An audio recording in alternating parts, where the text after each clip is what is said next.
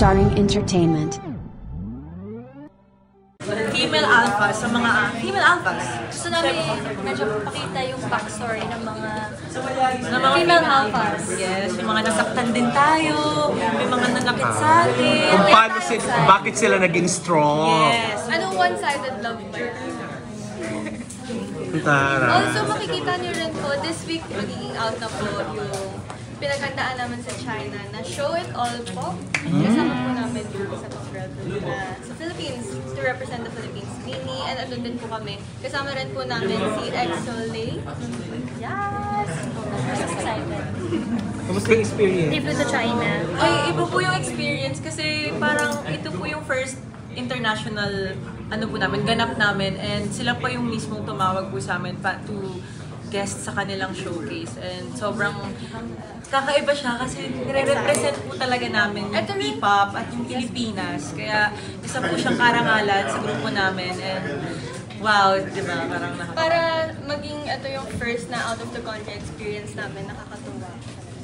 And we're so happy na yung mga feedback ng mga Chinese is malalaman nyo.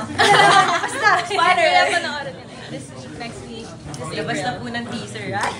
Pero like, di ba sabi niyo, like, parang iba yung story naman ngayon ng songs niyo. Pero like, in terms of genre, how will it? Same pa rin ba nung dati? Or mag-iiba din? Kikwento po kasi talaga, very experimental po talaga kami. Parang tinatahak po namin iba't ibang cluster ng OPM. Kasi para hindi po tayo box sa kung ano lang yung pwedeng ibigay. And dito po sa mga kanta namin at sa mga susunod pa namin kanta, talagang mag-explore po kami ng mga iba't ibang genre, ng mga iba't ibang tunog.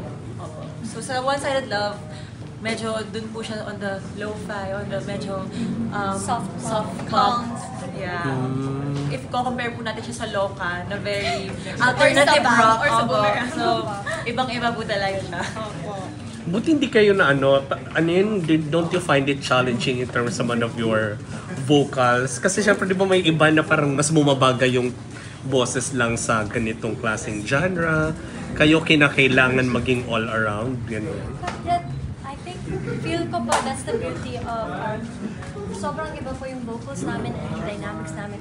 So we find yung parang harmonies and na bibigay justice sa some parts, some verse. And parang dahil din po sa kung ano pong meron kami vocally, nag-iiba din yung tunog ng kanta. Kahit medyo soft pa rin yung kanta, medyo maririnig mo pa rin na, ay, yung boses nila, parang paus-paus, baklado na.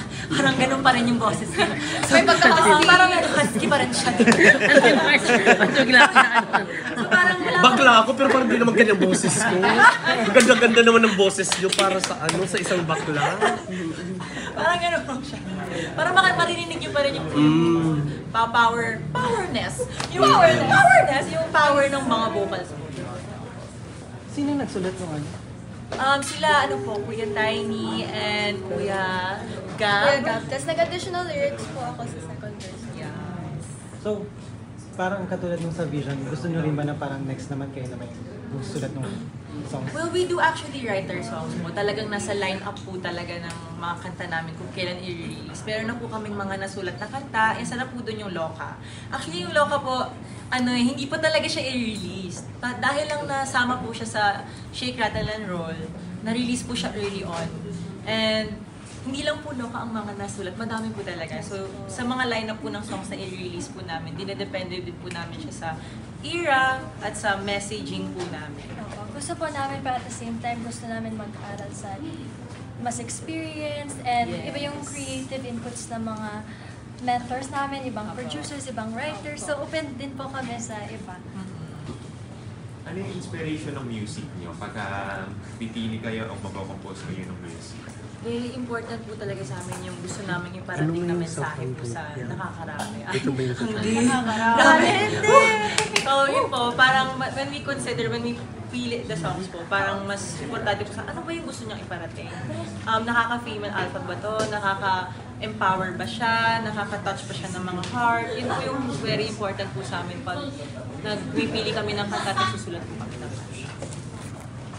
Tapos yung group nyo, saan siya inspired? Kasi di ba minsan may mga P-pop group din na ba inspired sa Little Mix. So sa inyo ba, kanino inspired yung ano nyo, yung group Well, nyo? we definitely look up to many of our seniors. Pero I think our group is inspired by who we are and our origin stories. And that's why Female Alphas na come up po. Kasi parang Yun yung nakita po sa amin ng aming company na Cornerstone. Kaya very thankful po kami sa kanila.